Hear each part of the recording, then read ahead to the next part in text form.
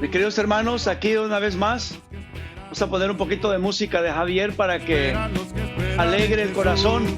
Como las águilas, tus alas levantarán. Como las águilas, tus alas levantarán. Caminarán y no se cansarán, correrán, no se fatigarán. Nuevas fuerzas tendrán, nuevas fuerzas tendrán. Los que esperan en Jesús, díganlo. Los que esperan en Jesús. Muy bien, un poquito de música para no entrar así nomás de golpe. Bienvenidos. Grabamos un segmento más. Estamos aquí nuevamente con ustedes. Gracias por estar con nosotros y apoyarnos y querer crecer más en este conocimiento del Evangelio de Marcos.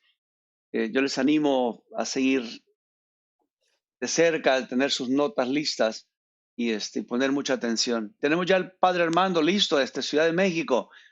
Padre Armando, ¿cómo estás? Gracias a Dios, bien, tocayo, listo para el siguiente segmento. Bueno, pues vamos a darle entonces. Muy bien. Bien. Entonces, el Evangelio según Marcos es un relato. Los relatos desarrollan una trama narrativa, una intriga, un argumento. Y ese argumento lo realizan unos personajes en algunos escenarios particulares. Entre los personajes siempre destaca el protagonista, es el principal personaje fundamental del relato. El protagonista siempre va a tener un antagonista. Precisamente de esa oposición surge el desarrollo de las acciones que despiertan mucho interés en los lectores o en los oyentes. Ya hemos visto al personaje principal, que es Jesús. Hemos visto también a los antagonistas de Jesús, que son precisamente los líderes de Jerusalén, los líderes, las autoridades del templo. Con estos dos personajes, el protagonista y el antagonista, el relato evangélico nos educa, nos propone un sistema de valores con el cual nosotros podemos identificarnos. Obviamente, tratándose de un relato de fe, un relato religioso, al proponernos a Jesús, el narrador quiere que nos identifiquemos con Jesús, que creamos en Él, que confiemos en Él, que trabajemos como Él al servicio del reino. Precisamente Él es el que señala el camino para hacer la voluntad de Dios. Lo que Jesús hace es lo que agrada a Dios. Por otro lado, con los adversarios, con los antagonistas, el relato nos está proponiendo un modo de conducirse en la vida, un sistema de valores que es el que él critica, que él rechaza, porque los adversarios representan el modo de conducirse contrario a la voluntad de Dios. Entonces, protagonista nos propone lo que tenemos que hacer. El antagonista, lo que no tenemos que hacer. Pero también en el Evangelio hay otros personajes, que son personajes secundarios. Sin embargo, tienen su importancia, y su importancia grande para nosotros. Este siguiente grupo de personajes son los discípulos. Es un personaje un tanto inconsistente porque a veces se acerca más a Jesús y a veces se acerca más pues a los adversarios de Jesús, aunque nunca son adversarios de Jesús. Pero recogen algunos comportamientos de los antagonistas. Vamos a ver entonces este personaje que son los discípulos. Y para desarrollar este tema, vamos a ver básicamente el modo como el relato del Evangelio.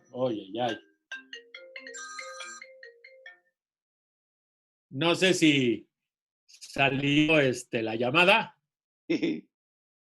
Bueno, los hermanos saben que a veces recibimos llamadas y a veces nos sorprenden.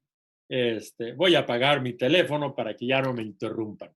Bien, entonces era una llamada de mi hermana que seguramente está interesada en ver cómo me va en esta pandemia. Bien, entonces vamos a ver quiénes son los discípulos que aparecen presentados en este relato, en el relato de Marcos, qué características o qué rasgos tienen estos discípulos. Vamos a ver también cómo aparecen evaluados o calificados, taches o palomitas, por el mismo relato.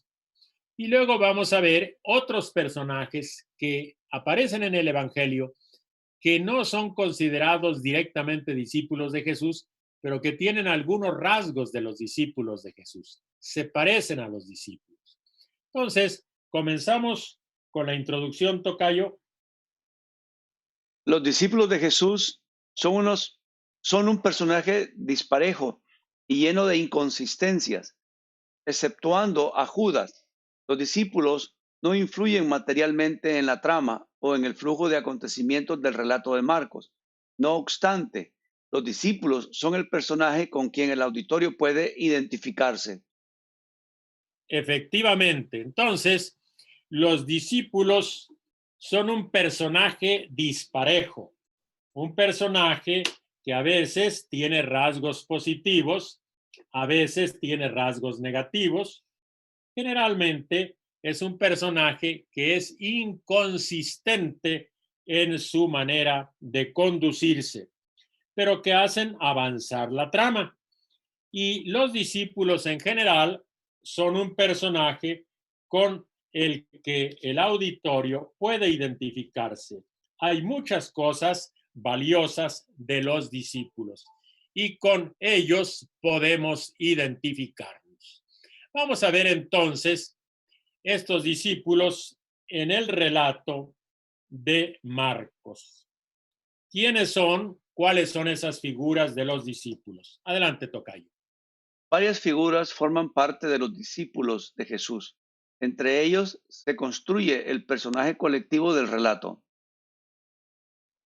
Así es. Entonces, son varias figuras, pero con estas varias figuras se construye un solo personaje colectivo, los discípulos.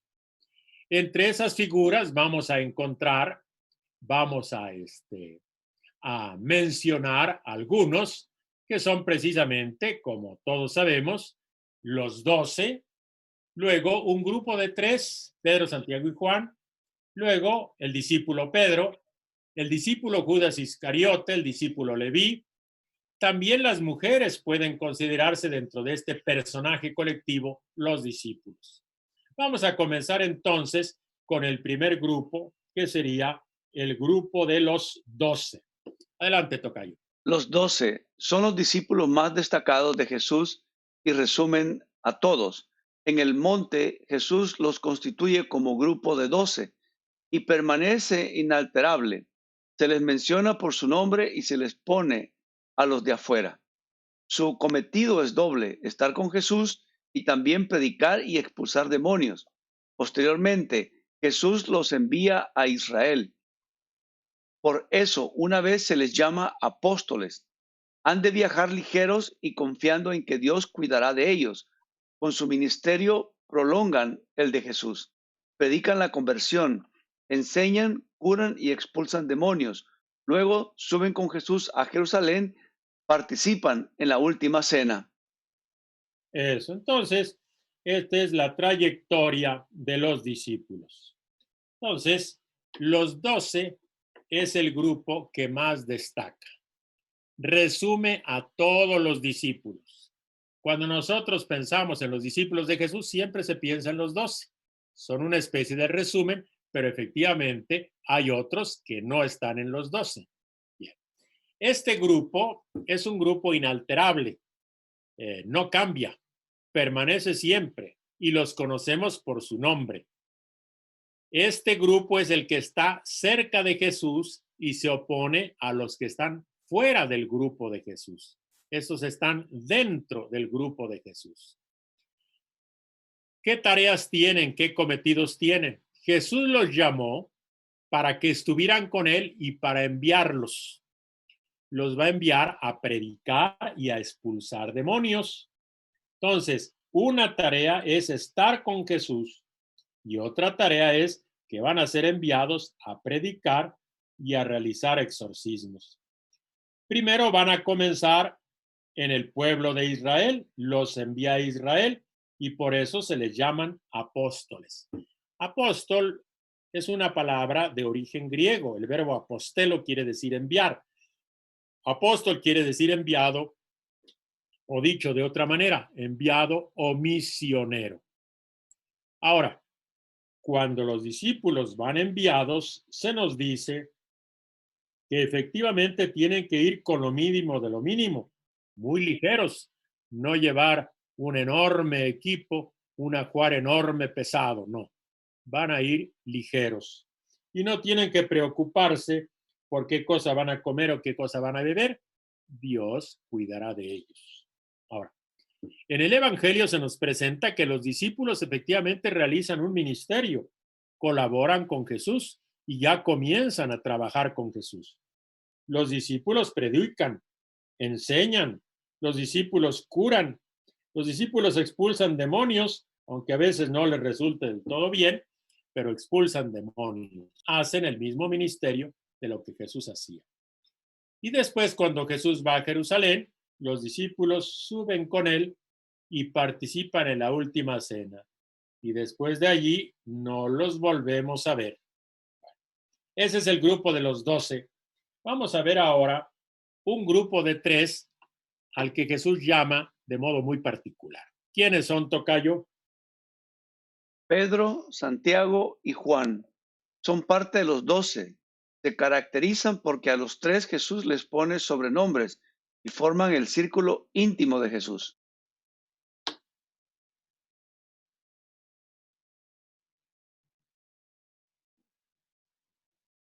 Con el cual revive a la hija de Jairo en la transfiguración y en Getsemaní.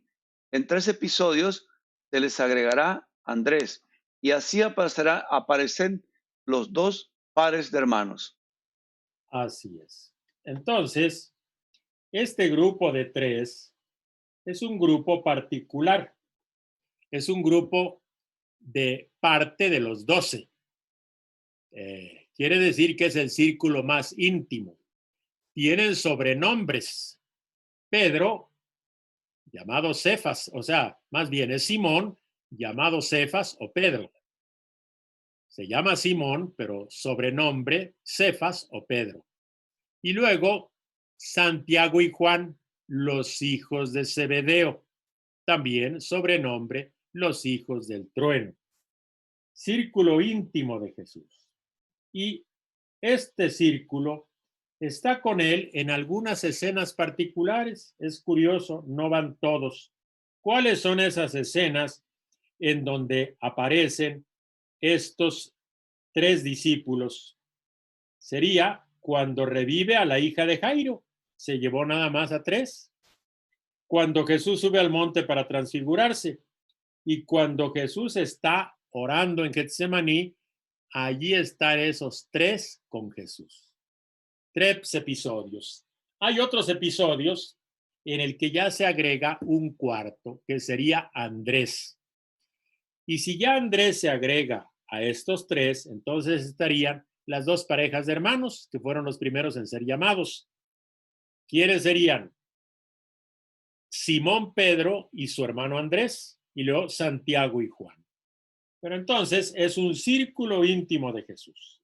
Vamos a ver ahora, dentro de esos discípulos, el que aparece siempre como primero de la lista. Inciso C, tocayo. Pedro, su nombre es Simón, forma parte de los 12 y lo representa tanto en su grandeza como en su debilidad. Es el más mencionado y resulta una figura prominente, pero no es superior a ellos. Se destaca como vocero del grupo que confiesa la identidad mesiánica de Jesús y por una referencia a él en el encuentro de los discípulos con el resucitado, pero él es el único en ser llamado Satanás. y en negar repetidamente a Jesús. Casi nunca aparece separado del grupo de los discípulos. Comparte sus rasgos, incluida la falta de fe y la propensión a comprender mal a Jesús, como todos ellos. Pedro no progresa sustancialmente ni en su comprensión ni en su fe. Eso. Entonces, el discípulo Pedro, tan estimado en la tradición cristiana, se presenta con todos los rasgos de un ser humano común y corriente como nosotros. Se llama Simón, entra al grupo de los 12, forma parte del círculo íntimo de Jesús, de los 3, ¿verdad? Y tiene rasgos de mucha grandeza, pero también rasgos de debilidad. Está a la par de los discípulos, no es superior, pero sí es el vocero del grupo. Cuando se tiene que dar una opinión de los discípulos y ustedes quienes piensan que soy yo, entonces Pedro es el que toma la palabra, es el vocero, es el que habla por los demás, pero nunca se le presenta más que los demás, nunca es superior al grupo. Ahora, sin duda, como vocero de grupo fue el que declaró que Jesús es el Mesías, pero eso de ser vocero no quita de que inmediatamente después, cuando Pedro no quiere que Jesús vaya a Jerusalén para allí padecer, Jesús le dice, apártate de mí, Satanás.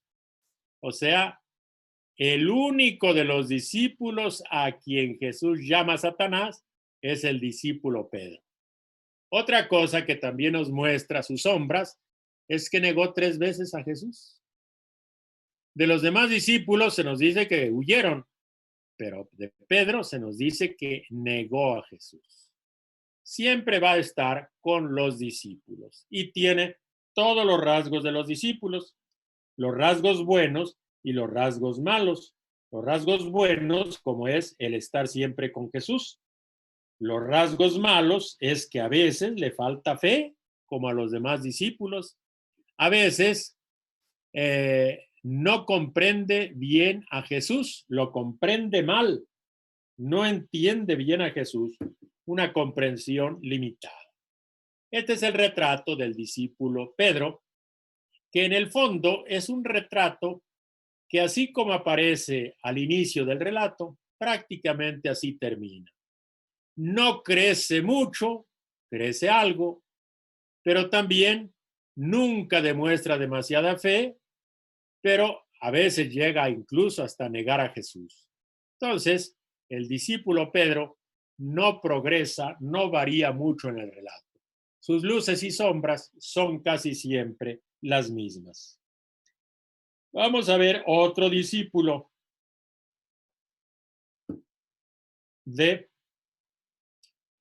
Judas Iscariote es uno de los 12 y se le describe con el papel siniestro que desempeña el que lo entregó. En efecto, está escrito de él, pero ay de aquel por quien el Hijo del Hombre es entregado. Más le valdría a ese hombre no haber nacido. Es una expresión demasiado fuerte para Judas. Pero lo interesante, se le describe como uno de los 12. O sea, el traidor no es un extraterrestre, no es un marciano, no es uno de los dirigentes de Jerusalén, es uno de los 12. El traidor es uno de los 12. Por cierto, entre paréntesis, cuando nosotros meditamos en este hecho de que un discípulo de Jesús que convivió con él, que escuchó su enseñanza, que vio sus acciones de poder salvador, uno diría, qué barbaridad, qué grande privilegio haber visto a Jesús y ser testigo de lo que hacía. ¿Cómo es posible que lo entregó y que lo traicionó? Pues sí, eso es posible. Incluso estando cerca de Jesús, comiendo de su plato, es posible traicionar a Jesús. Es uno de 12, poquitito menos del 10%. Quiere decir que Jesús, si bien era un maestro exitoso, casi el 10% le falló. Y por eso hay que tener presente, pues, una grande misericordia con nuestros hermanos y hermanas en la comunidad. Hemos conocido a Jesús, lo hemos seguido, andamos con él, escuchamos su enseñanza y sin embargo, a veces lo traicionamos y a veces en una traición grande. Jesús, que era el grande maestro, no logró que todos le fueran absolutamente fieles. Uno le falló. Imaginarse nuestras comunidades. No todos somos absolutamente fieles. Algunos fallamos. Que esto nos dé pues un sentido de realismo de lo que es la vida en comunidad. Quien espera encontrar la perfección en una comunidad se equivocó de lugar. Esa no es la comunidad de Jesús. Y yo diría, antes de cerrar el paréntesis, quien te dice que en un grupo, en un club, en una sociedad, todo es perfecto, es un tremendo mentiroso, es un puritano mentiroso. Los seres humanos también fallamos, normalmente fallamos. El discípulo Judas falló y a pesar de que Jesús era el maestro y convivía con él. Cierro el paréntesis y pasamos con otro discípulo, letra E. Leví es un cobrador de impuestos que como tal tiene mala reputación.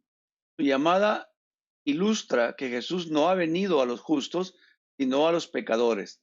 Es la llamada del verdadero discípulo, pero él no aparece en la lista del grupo de los 12. Es interesante que este cobrador de impuestos, llamado Leví, pues era un traidor al pueblo judío, al pueblo de Israel. Era colaborador de Roma, cobraba impuestos para Roma, por eso les llamaban pecadores públicos. La fama, la reputación peor, un pecador público, alguien que es enemigo del pueblo y es cómplice de los romanos.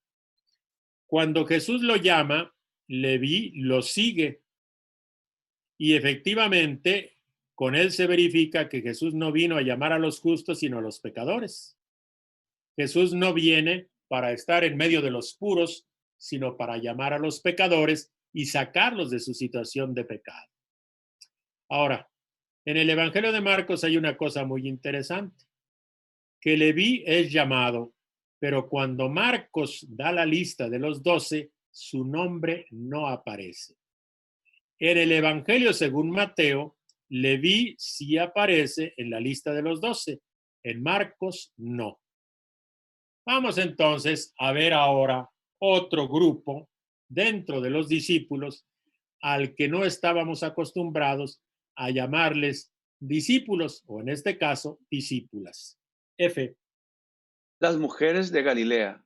Junto a Jesús crucificado, Marcos menciona la presencia de 3 mujeres: María Magdalena, María la madre de Santiago el menor y de José y Salomón, que cuando estaba en Galilea lo seguían y lo servían. Estos 2 verbos indican su condición de discípulas.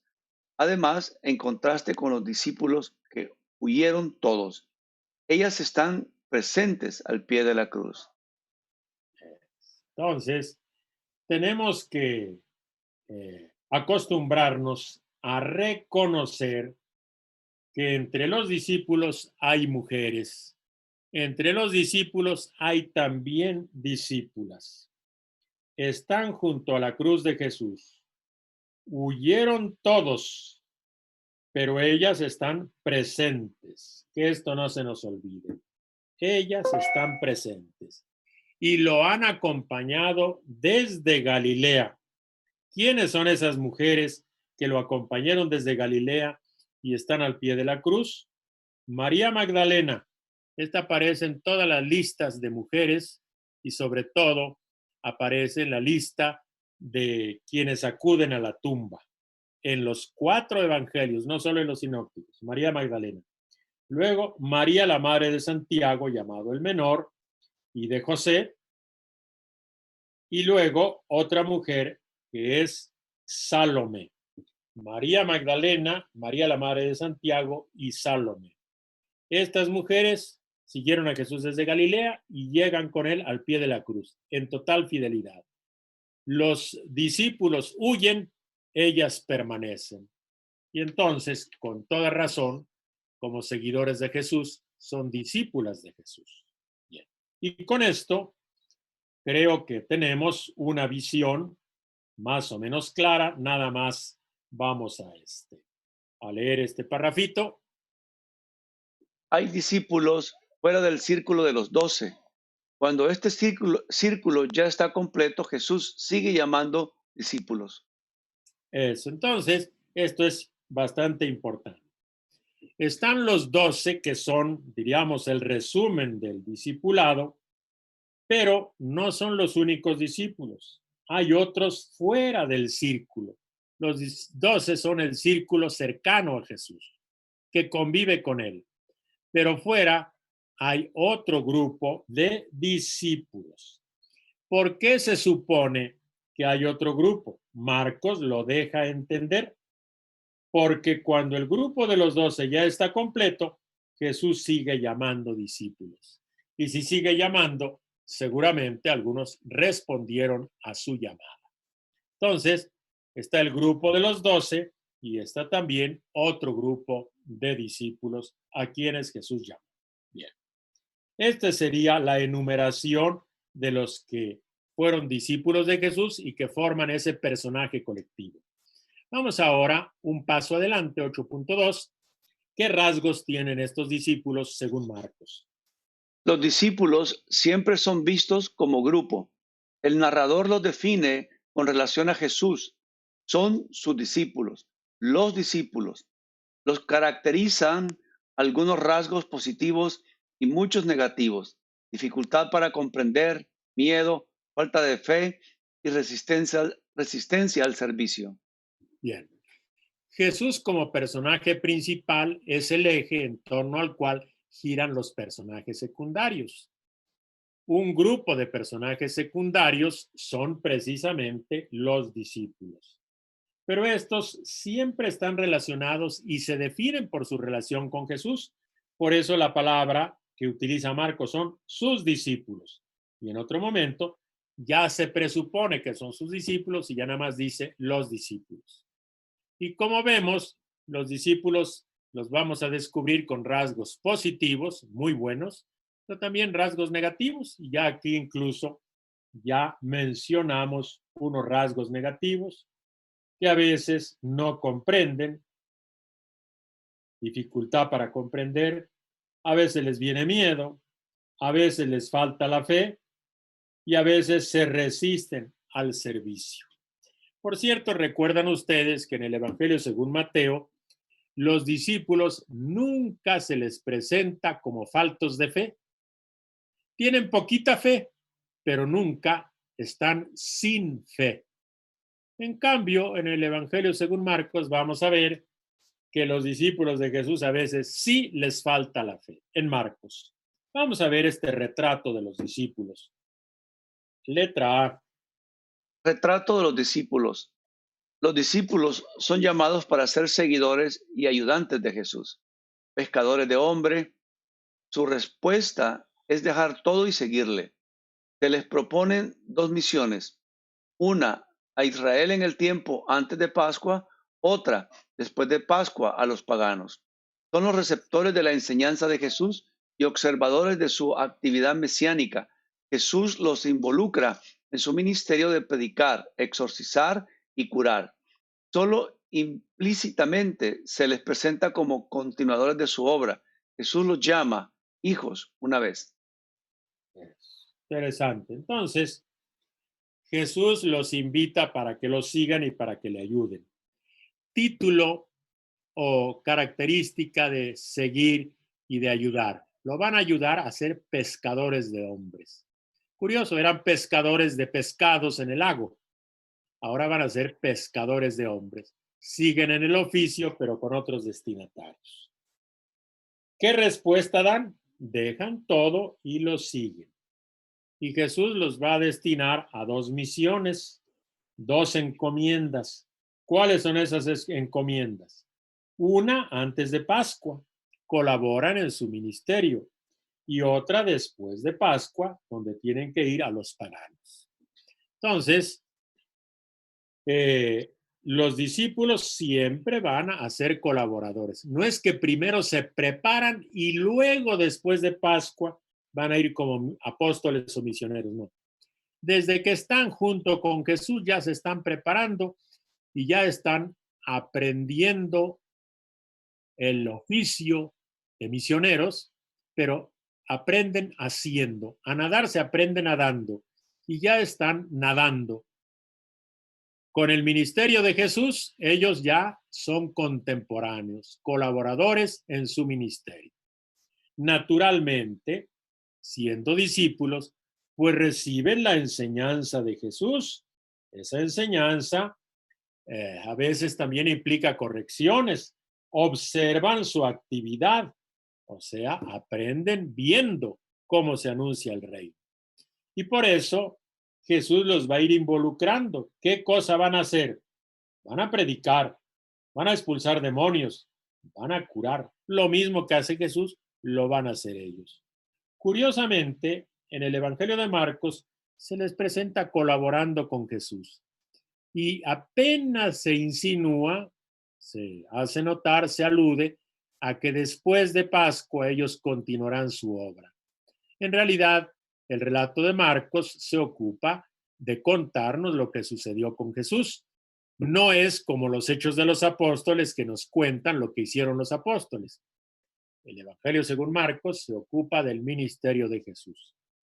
Algo particular en este texto de Marcos es que Jesús una vez los llama hijos. Eso es interesante. Vamos a ver 10:24 y vamos a ver el modo como Jesús los llama. Marcos 10, vamos a ver 24. Adelante. Los discípulos se quedaron asombrados ante estas palabras, pero Jesús insistió: Hijos míos, qué difícil es entrar en el reino de Dios. O sea, cuando Jesús los invitó a renunciar a todo para seguirlo, ellos comenzaron a poner resistencias y Jesús entonces tiene esa palabra de aliento. Hijos, qué difícil es entrar en el reino de Dios. Una sola vez los llama hijos. Esto es interesante porque es entrar dentro de los esquemas patriarcales, donde Jesús estaría como padre y los discípulos como hijos. Pero es muy difícil sacar muchas consecuencias de ello. Nada más se toma nota de que una vez Jesús los llama hijos. Ahora, tienen muchas cosas positivas, pero tienen también bastantes negativas. Lo positivo es que siguieron a Jesús y siempre están con él, colaboran con él. Pero vamos a ver una característica negativa, inciso B. Falta de comprensión. El problema principal de los discípulos es su incomprensión, tanto del objetivo central del ministerio de Jesús como de lo que significa ser discípulo. En 3 escenas en la barca y en 2 milagros de alimentación muestran que no comprenden quién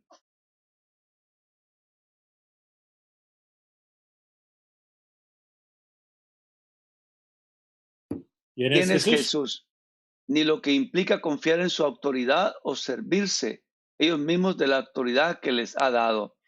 Llegan a impacientar a Jesús.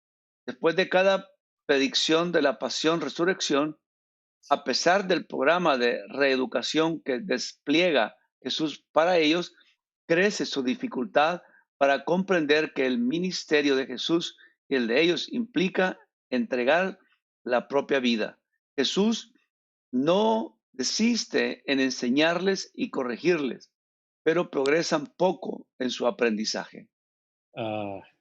Como buenos alumnos, no avanzan demasiado, pero algo hacen. Normalmente, Marcos es un poquitito más exigente con los discípulos. Mateo, como habíamos visto en el curso de marzo, Mateo es un poco más benévolo. En Marcos sí se destaca que el principal problema de los discípulos es la incomprensión. No entienden muy bien lo que es el ministerio de Jesús. Les cuesta mucho trabajo.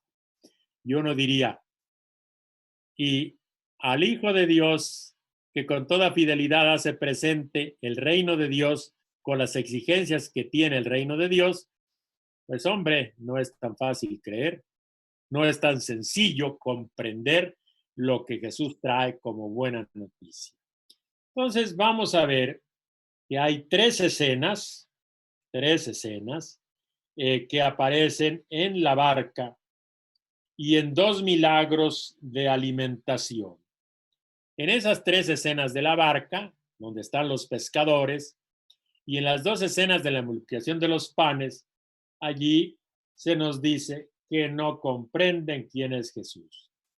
En la barca, cuando sienten que se ahogan, están llenos de miedo, no comprenden que Jesús va con ellos. Son gente de poca fe, no confían plenamente en Jesús. Y luego en los dos milagros de alimentación, comienzan primero a poner objeciones, pero ¿qué son estos pocos panes para tanta gente? Y en el segundo milagro se embarcaron y no llevaban panes, se iban preocupadísimos. No recuerdan lo que había hecho Jesús en la primera multiplicación. Ahora, en la segunda parte del Evangelio está esos tres episodios donde Jesús predice que lo van a matar y que va a resucitar. Entonces aquí sí, los discípulos van a tener una resistencia enorme. Se nos dice que crece su dificultad para comprender. Si ya antes era difícil entender la multiplicación de los panes o salvarse sobre la barca, imagínense ustedes cuando se les enfrenta a una cruz y después a una resurrección, pero sobre todo a una cruz. Ahí sí crece su dificultad. Y claro, ¿por qué? Porque a nadie le gusta que maten a sus mejores amigos o a su mejor amigo, y a nadie le gusta que a lo mejor si agarran al maestro, pues los agarren a ellos. Entonces, hay serias dificultades para comprender. Pero Jesús los anima, los sigue instruyendo. Jesús no los abandona, sigue aleccionándolos, no desiste de enseñarles. Y tiene que enseñarles lo que significa entregar la propia vida. Jesús vino para entregar la propia vida por el reino de Dios. Los discípulos tienen que hacer lo mismo. Qué difícil es entregar la propia vida, pero Jesús los anima. Ahora, a pesar de que las cosas son claras y a pesar de que Jesús los anima, ¿qué cosa sucede? Realismo. Progresan poco. La exigencia de hacer presente el reino de Dios, no hay mucho progreso. Y por eso vamos a ver aquí en este esquema, fíjense, en el esquema aparece en la primera columna el anuncio de la pasión-resurrección, 3 anuncios. Después de cada uno de los 3 anuncios hay 3 incomprensiones. Los discípulos no comprenden bien. Y entonces, después de cada incomprensión, Jesús tiene que corregirles, tiene que seguirlos instruyendo para que comprendan bien. Entonces vean ustedes cómo está bien escrito el Evangelio según Marcos, bien narrado. Algo que es muy difícil, que es el camino de la cruz, hay que repetirlo, hay que insistir en él. Hay que ver que siempre nos va a costar mucha dificultad, 3 incomprensiones, pero que Jesús nos va a corregir 3 veces para ver si así aceptamos ese camino, que es el camino del Salvador. Bueno, otro rasgo de los discípulos, poco positivo, que está en Marcos, pero está en Mateo, en una forma tan contundente. Letra C, tocayo. Falta de fe y miedo. Los discípulos se muestran cobardes e incrédulos. No confían en el poder de Dios al encontrarse en peligro durante una tormenta. Jesús les reprocha, ¿por qué están con tanto miedo? ¿Cómo es que no tienen fe? El mismo reclamo vuelve a repetirse. Fallan como misioneros exorcistas y Jesús los tacha de generación incrédula. Por eso les exhorta, tengan fe, pero ellos tienen miedo hasta de preguntarle a Jesús. Muy bien. Entonces, regaños tremendos. Hombres de poca fe. ¿Cómo es que, perdón, no de poca fe, eso es Mateo? ¿Cómo es que no tienen fe? ¿Por qué están con tanto miedo? En Mateo dice, hombres de poca fe. En Marcos no. ¿Cómo es que no tienen fe? Y este reclamo lo hace otra vez en 6:50. También los discípulos fallan como exorcistas. No tienen el suficiente éxito, como que no son capaces de expulsar a los demonios. Y por eso Jesús los exhorta para que tengan fe en Dios. Tienen que creer, tienen que apoyarse en Dios para poder expulsar a los demonios. Y precisamente como siguen fallando y fallan una y otra vez, entonces llega el momento en que tienen miedo hasta de hacerles preguntas a Jesús. Ya mejor ni le preguntan, porque la van a regar y entonces no le hacen preguntas para no quedar exhibidos. Son entonces en Marcos gente a la que le falta fe y que se llena de miedo. Fallan como todo ser humano falla. Vamos a ver también otro rasgo negativo. Indispuestos para el servicio. Después de reconocerlo como Mesías, Pedro rechaza abiertamente que el destino de Jesús deba ser la muerte. Los discípulos no aceptan eso. Niégase a sí mismo, cargue su cruz, el que pierda su vida, o ser el último y el servidor de todos. Optan por discutir quién de ellos es el más grande. Pedro toca el tema de la recompensa merecida. Santiago y Juan solicitan los primeros puestos, hecho que indigna a los demás. Al final fracasan. Al final fracasan como discípulos y fracasan miserablemente. ¿Cómo fue ese fracaso, tocayo? Miserablemente. Judas traiciona a Jesús y a partir del arresto todos lo abandonan y Pedro lo niega sus promesas. Y Pedro, contrariando sus promesas, no se arriesga a entregar su vida. Esa es la grande falla de los discípulos, que al final de cuentas Jesús va a afrontar las consecuencias de su ministerio y ellos no se arriesgan, no quieren correr el riesgo de su vida como lo corrió Jesús. Y recordamos, Pedro niega, Judas traiciona y todos lo abandonan. Lo peor, la traición. Muy malo, la negación.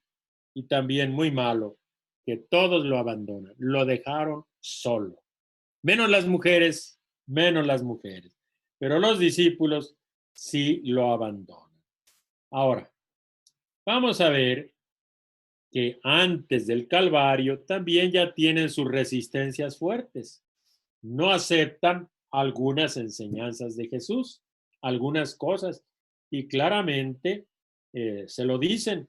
Cuando Jesús dice, niéguese a sí mismo, cargue con su cruz, sale por ahí, pero dice, no, Señor, a ti no te va a suceder esto. No aceptan muy bien que el que quiera ser el primero tiene que ser el último. Acuérdense que discuten a ver quién va a ser el primero, se pelean entre ellos. Y ya incluso Santiago y Juan van a decirle a Jesús, queremos que nos conceda lo que te vamos a pedir. Uno a tu derecha y otro a tu izquierda. O sea, los primeros puestos los quieren. No entienden eso de que hay que ocupar el último lugar y ser servidores. Entonces, ellos andan discutiendo por ver quién es el más grande. Luego, pues son interesados porque Pedro toca el tema de la recompensa. Y ya esto de que Juan y Santiago quieren los primeros puestos, pues lo repito, es una muestra más de que no aceptan la propuesta de Jesús. Aceptar hacer en todo la voluntad de Dios, trabajar para que Dios reine y hacerlo como Jesús, pues realmente a aquellos discípulos y a nosotros nos cuesta mucho trabajo. Son exigencias grandes, pero solamente así es posible que Dios reine en este mundo donde lo que reina es la mentira, el privilegio, el interés, el poder, la prepotencia. Los discípulos tardan en salir de ese sistema, de ese modo de entender la vida. Vamos a ver ahora que además de indisponerse para el servicio, tienen una lealtad que es real en algún momento, pero en algunos momentos falla. Letra E. Una lealtad persistente, pero truncada. Hasta antes del arresto de Jesús, y a pesar de todo, los discípulos son leales a Jesús y permanecen a su lado. A nombre de todos, Pedro confiesa correctamente que Jesús es el Mesías. Piden a Jesús que los instruya y escuchan sus palabras. Obedecen cuando les encarga algo. Se afligen cuando les habla sobre el traidor. Pedro llora después de sus negaciones. Por eso reciben promesas de una reconciliación después de Pascua y de una asistencia futura, pero su respuesta queda indeterminada. Así es. Entonces, tenemos que decir que en general son leales a Jesús. Están siempre con Jesús y tienen cosas muy positivas. La declaración de Pedro quiere decir que tontos no son, se dan cuenta bien con quién andan, que andan con el Mesías de Dios. Y por eso lo declaran abiertamente. Pedro es el vocero. Y luego, cuando algo les interesa, le piden a Jesús que los instruya y lo escuchan con todo detenimiento. O sea, son interesados, son comedidos. Cuando Jesús les manda algo, obedecen. Y luego, cuando hay algo que prevén que no va a ir muy bien, se entristecen, se afligen, precisamente cuando Jesús le anuncia que lo que sigue es que lo van a apresar. Entonces se afligen muchísimo. Después de que Pedro negó, llora, y eso es una señal de su arrepentimiento. Precisamente por estos rasgos de tanta lealtad a Jesús, reciben promesas de reconciliación. Jesús no los abandona. A pesar de que ellos lo abandonaron, Jesús no los abandona. Y por medio de las mujeres les manda decir: los espero allá en Galilea. Los espero en Galilea. Y luego en un discurso Jesús les había dicho que ellos tenían que anunciar el evangelio y que Jesús iba a estar con ellos, que no los iba a abandonar. Ahora, como Marcos no nos cuenta qué pasó después de Pascua, después de la tumba vacía, entonces no sabemos cuál fue la respuesta de los discípulos a esta promesa de Jesús. Vamos a ver ahora un resumen del itinerario de los discípulos. Jesús los llama para seguirlo y para enviarlos. Reciben instrucciones y son enviados en misión a Israel. Entre incomprensiones, reconocen a Jesús como Mesías. Se confrontan con el camino de la cruz. Fracasan como discípulos ante la crucifixión. Reciben promesas de reconciliación con Jesús. Son restaurados más allá del relato. Así es. Entonces, llamados, instruidos, no comprenden bien, se resisten ante la cruz, fracasan, porque uno traiciona a otro, niega y todos abandonan. Jesús, no obstante, los va a reconstruir y las promesas es reconstruirlos más allá del relato, pero no tenemos ese relato. Ahora, tenemos los Hechos de los Apóstoles, pero son de Lucas, ¿verdad? Y si a nosotros nos ha llegado el Evangelio, quiere decir que efectivamente fueron bien restaurados y por eso nos predicaron el Evangelio. Bien, vamos a ver esto de restaurados más allá del relato. Adelante, tocayo. Restaurados más allá del relato. Jesús prometió a sus discípulos que los encontraría en Galilea después de la resurrección. El mensajero del anuncio pascual en la tumba vacía confirma esta cita. pero las promesas del reencuentro no se cumplen en el relato y así la restauración del discipulado no se produce dentro de los límites del texto. Ante este final abierto, sin embargo, la existencia de la comunidad marcana y su relato de Jesús indican lo que Jesús prometió, tuvo lugar y continúa teniendo lugar entre los lectores del texto.